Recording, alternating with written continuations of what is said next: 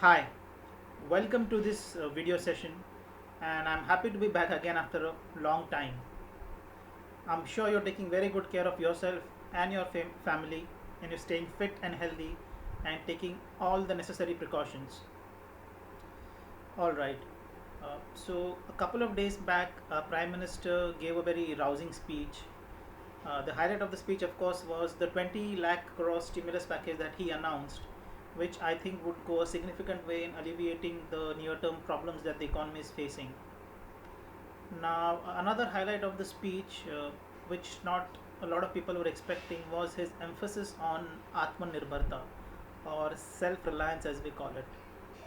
Now, being Atmanirbhar or self reliant, I think it's a laudable move, and we should give the Prime Minister all the support that he needs.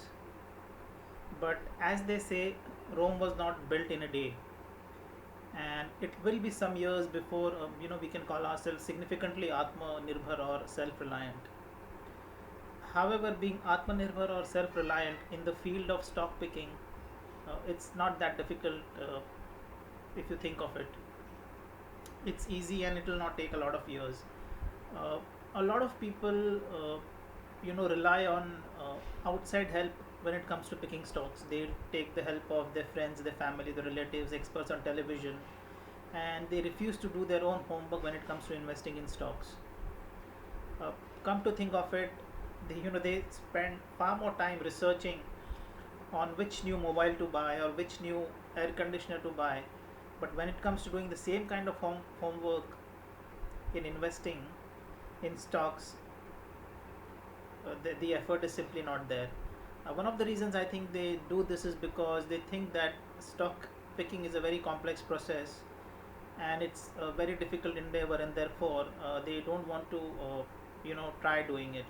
But this is not the case. My mission through these videos is to give you simple tips, simple rules, and help build you a simple framework with which you can become Atmanirbhar in picking your own stocks and getting rich in the process. When you take outside help in investing in stocks, the amount of conviction in the stock is not there. Since you've not done your own homework on these stocks, you lack the conviction to take the appropriate decision on the stocks that you bought. Say, if you bought a certain stock, and if it goes down after you bought it, what will you do? Will you average out the stock, or will you exit out of the stock? That decision is difficult to take because you've not done the homework and that conviction is not there. But when you become Atmanirbhar, or when you do your own homework, when you build a portfolio of 20 to 30 stocks based on your own research, the conviction level is pretty high, and you know the right steps to take when your stocks go up or down in price. So it's very important that you become Atmanirbhar in picking stocks, and this is what I'm going to try to do through these videos, help you become Atmanirbhar or self-reliant when it comes to picking stocks. So if you are on board with this idea, keep watching. Now, when it comes to picking stocks, a lot of people follow the conventional method of going through a lot of stocks and then zeroing in on the 20 30 stocks they feel have the best prospects. uh, while this is a sensible thing to do, uh, it's time consuming, and this is what scares away most people. Now let me try and explain you with the help of an analogy. Imagine there's an apple orchard out there, and you've got to select the 20 30 best apples from that particular orchard, the juiciest crunchiest apple.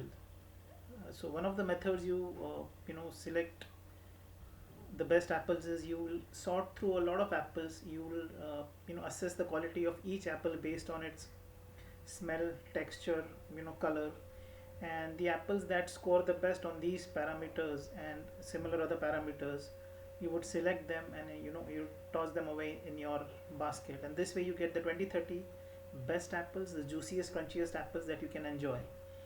Now, this particular method of selecting the apple is indeed time consuming. You may have to go through a lot of apples, 500,000, 2,000 apples before you select the 20 30 best apples. But it's also rewarding because you get to eat the juiciest crunchiest apples. But there's another way of selecting apples, and the way to do this is by installing a machinery out there which may not select the best apples, but which may reject or leave out the rotten apples. So if you have a machinery which sort of filters the quality of these apples and leaves out the 90% of the apples, and accepts or allows to go through the top 10% of the apples which are of decent quality, then that method is also good in my view, because it's less time consuming and you still get to eat good apples and not rotten apples. Now a lot of people make the mistake of thinking that method number one, the method of sorting through each apple and assessing them based on the quality, is the only method when it comes to picking stocks. But in fact, the method number two is what a lot of value investors use, and is what is supposed to be equally effective as well. Okay, so now let's use the filtration method, the second method for picking the right stocks. So there are 5,000 listed companies out there, and companies with a minimum revenue of at least rupees 2 billion are only around 1,000 companies have revenues of at least 200 crores. And these are the companies that you should concentrate on, because these companies have resilient business models, and they are supposed to do, or likely to do, better over the long run than the companies which have less than rupees 2 billion, because those business models yet not proven. So from 5,000 you prune the list down to 1,000 companies revenues of at least rupees 2 billion. You filter it down further and exclude the companies which have high debt to equity ratio. Now companies which have very high debt on the balance sheet and which have built their empires based on debt, I don't think are safe companies. They are vulnerable in a business down cycle, and when the recession strikes or bad times strike a industry, they are the first ones to go down. So you leave out the companies which have high debt to equity ratios. So around 70-75% of the companies will get rejected if you sort based on high debt to equity. So from 1,000 the list comes down to 250 300 companies. Now from these 250 300 companies, you have to select the most attractively valued companies, the companies which have margin of safety in the valuations, because even though the company is good, but if it's trading at expensive valuations, you don't want to invest in those companies, because the forward returns may not be that great for these companies. So you have to have companies which have sufficient margin of safety in valuations. And one of the ways in which you can do this is leave out companies which have a price to book value multiple of more than 0.8 times. So if the book value of the company is rupees 100, its price has to be rupees 80 or less, so that there's sufficient margin of safety in valuations. So these again will leave out 60-70% of the companies. So out of 5,000 companies, you came down to 1,000 companies with revenues of at least rupees 2 billion or more. Then you again prune this list down to 250 300 companies which have debt to equity ratio which is pretty manageable. And from those 250 to 300 companies, you again came down to around 100 120 companies which have price to book value multiple of less than 0.8 times and which are attractively valued. Now picking 20-30 stocks from this group of 100 120 names is far easier than sorting through 200 300 companies and selecting the ones which have the best prospects. So the second method of filtration, the second method of installing a machinery and then filtering them based on different parameters and arriving at 100 120 companies and then selecting 20 30 companies out of that, is a lot less time consuming, is simpler to implement, and has good upside as well. Now this is not something which is purely theoretical. In one of my services, Microcap Millionaires, I have been using this strategy to some very good results. Now this service was started in Feb 2014, and from then till now the service has given returns of 250%, sorry, returns of 150%. It has managed to outperform the Sensex by a factor of 2.5 times.